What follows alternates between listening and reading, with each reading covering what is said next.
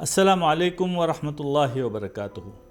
آج ہم ایک ایسے عالمی عالمیہ پر گفتگو کریں گے جس میں نہ صرف ایران کی جوہری تنصیبات کو نشانہ بنایا گیا بلکہ سفارتکاری کو بھی تباہ کرنے کی کوشش کی گئی براہ راست۔ کیا عالمی معاہدے اب بے معنی ہو چکے ہیں؟ کیا شفافیت کی قیمت بمباری ہے؟ یہ ویڈیو انہی سوالات کے جواب تلاش کرنے کی ایک سنجیدہ کوشش ہے۔ آپ دیکھ رہے ہیں البلاغ چینل اور میں ہوں محمد طلحہ صدی باپا۔ ایران IAEA ملبے میں دفن سفارتکاری اور مہذب دنیا کی ستم ظریفی۔ جب ایران کی جوہری تنصیبات پر بمباری کے بعد دھول چھٹتی ہے تو ایک بے چین کر دینے والا سوال باقی رہ جاتا ہے۔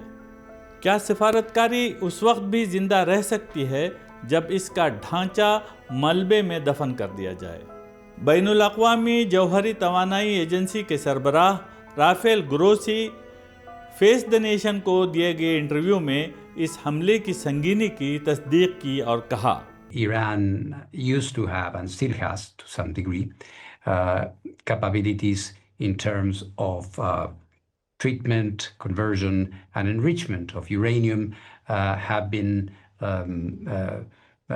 destroyed to an important degree. Some is still standing.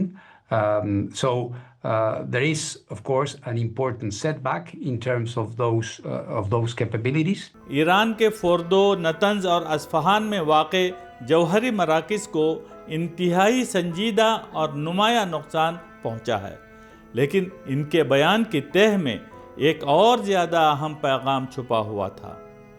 Iran کی جوہری صلاحیت ختم نہیں ہوئی، محض متاثر ہوئی ہے۔ اس کا ٹیکنیکی ڈھانچہ اور اس کی سائنسی مہارت بدستور باقی ہے۔ ایک ایسی چنگاری ہے جو راکھ میں چھپی ہوئی ہو۔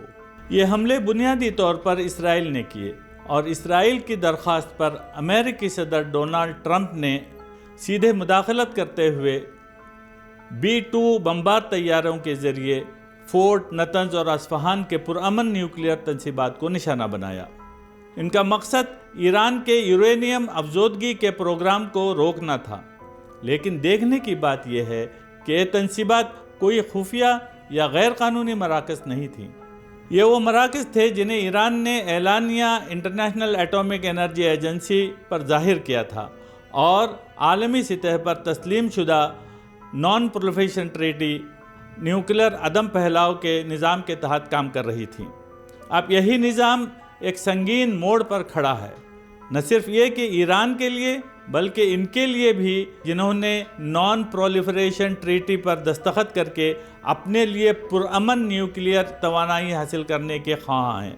انٹرویو دیتے ہوئے گروسی نے کہا، ہمارا کام نقصان کا اندازہ لگانا نہیں بلکہ معلومات کو دوبارہ حاصل کرنا ہے۔ گروسی کا یہ بیان محض جوہری ٹیکنالوجی کی بات نہیں تھی بلکہ سفارتکاری کے ایک معطل شدہ لمحے کی تصویر کشی تھی۔ یہی وہ مقام ہے جہاں اس پوری صورتحال کی ستم ظریفی ظاہر ہوتی ہے۔ ایک ایسا جوہری پروگرام جو عالمی ادارے کی نگرانی میں تھا، اس پر حملہ کیا گیا، پھر انہی قوتوں نے دوبارہ بات چیت کی اپیل کی۔ ایسے میں دنیا کے ان ممالک کو کیا پیغام دیا جا رہا ہے جو عالمی معاہدوں کی پاسداری کرتے ہیں؟ کیا شفافیت کا صلہ اب بمباری بن گیا ہے؟ ایران کی طرف سے رد عمل فوری اور سخت تھا۔ ایرانی پارلیمنٹ نے انٹرنیشنل ایٹامک انرجی ایجنسی کے ساتھ تعاون کو معطل کرنے کا قانون منظور کر لیا۔ وزیر خارجہ عباس عراقچی نے گروسی کی جانب سے سائٹس کا دورہ کرنے کی درخواست کو دشمنانہ رویہ قرار دیا۔ تہران کے نزدیک سفارتکاری کو ہتھیار بنا دیا گیا ہے۔ پہلے اسے اہداف کی نشاندہی کے لیے استعمال کیا گیا، پھر اکثر رد کر دیا گیا۔ G7 ممالک اور یورپی طاقتیں خصوصاً ایران سے دوبارہ مذاکرات میں شامل ہونے کی اپیل کر رہی ہیں۔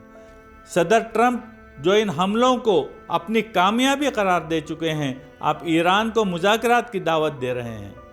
گروسی جو ہمیشہ سفارتی انداز اختیار کرتے ہیں، اس عمل کی حمایت کرتے ہوئے ایرانی حکام کو مرحلہ وار معائنے کی بحالی کے لیے خط لکھ چکے ہیں۔ مگر اعتبار ایک بار ٹوٹ جائے تو اعتماد کا بحال ہونا آسان نہیں۔ ایران کی نیوکلیئر سائٹس کی تباہ شدہ تصاویر جلدی بھولی نہیں جائیں گی۔ اور اب یہ شبہ مزید گہرا ہوتا جا رہا ہے۔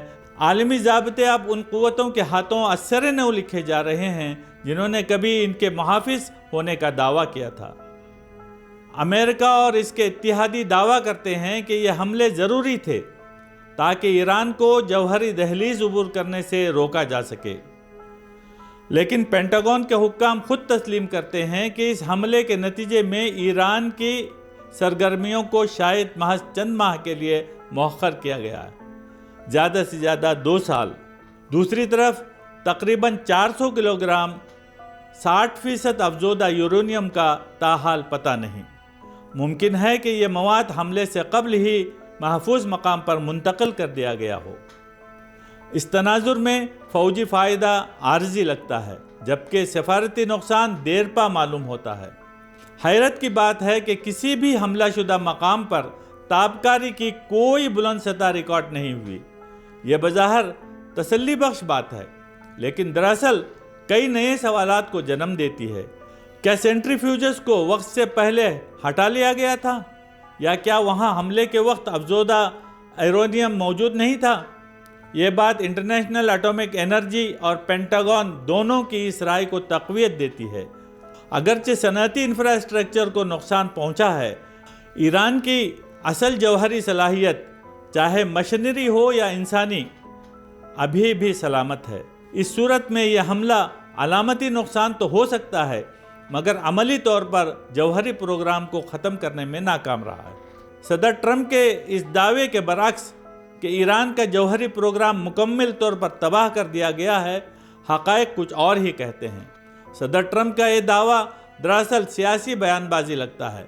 یہ ایک ایسا اعلان جو صرف اخباری سرخیوں کے لیے کیا گیا ہو، زمینی حقیقت سے اس کا تعلق کمزور ہے۔ اسرائیل نے اس حملے کو اپنی سلامتی کے لیے تاریخی سنگ میل قرار دیا ہے، لیکن ایک ایسا تحفظ جو بین الاقوامی اصولوں کو داؤ پر لگا کر حاصل کیا جائے، وہ کتنا دیر پا ہو سکتا ہے؟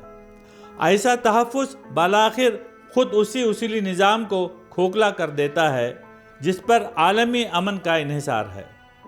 انٹرنیشنل ایٹامک انرجی ایجنسی جیسے ادارے کی غیر جانبدار حیثیت داؤ پر لگی ہے۔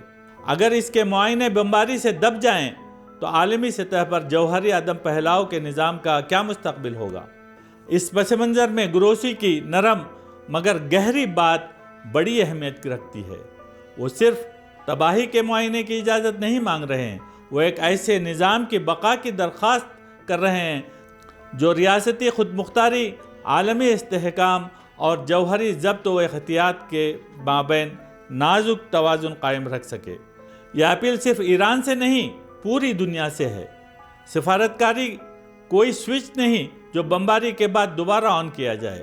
اگر یہ مہذب دنیا واقعی مکالمے اور امن پر یقین رکھتی ہے تو اسے سفارتی ڈھانچوں کا، معاہدوں، اداروں اور نگرانی کے نظام کا بھی دفاع اسی سنجیدگی سے کرنا ہوگا جس طرح وہ اپنی سرحدوں کی حفاظت کرتی ہے، ورنہ ہمیں ایک ایسی دنیا کے لیے تیار رہنا ہوگا جہاں سفارتکاری صرف ملبے کے بعد شروع ہوتی ہے۔